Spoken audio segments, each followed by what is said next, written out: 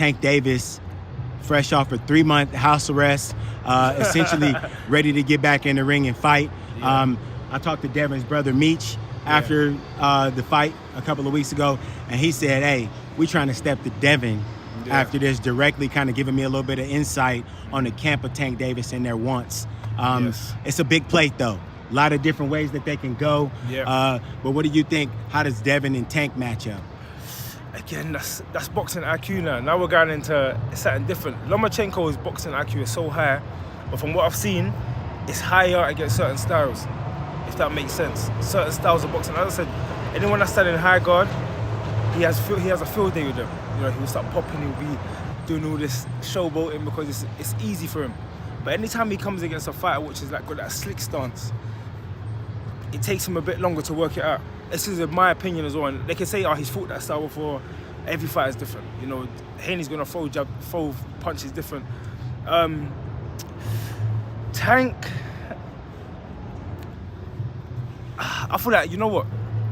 Call me crazy, but this is the kind of area, yeah? Like I'll pay a lot of homage to these guys as well. Tank, this is the bucket I'll put in. Tank, Haney, Shakur. There's one more. But right now, if we just leave it as them three, this is the era of the Hagler, Hearns, Roberto Duran.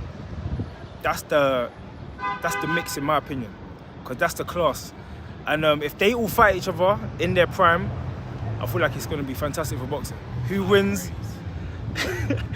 Who wins? They're all undefeated. You know, you can't. I always say you can't tell me someone's got a weakness until they've lost. You know. Okay. Do you get what I'm saying? You Yes. can't say, oh, that he's, you know, he could have been beaten because he didn't get beat. Right. A guy who falls into that category, somebody like Josh Taylor.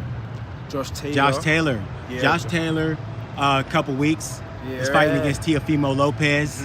What do you think about Josh Taylor and Teofimo Lopez and how they match up? I feel like that's a good matchup. That's a good matchup. How is Josh Taylor going to deal with Teofimo's power?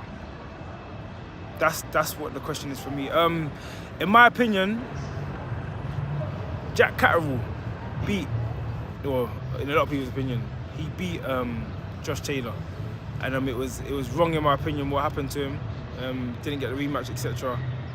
And me as a fighter, you go through hard training camps. So when it's like taken away from you like that, and you don't get another opportunity, it's heartbreaking. It's heartbreaking. But I think, you know, I'm trying to talk to try and think about the question. I don't know who takes What does Teofimo Lopez have to do versus Josh Taylor? Josh Taylor coming off of a layoff.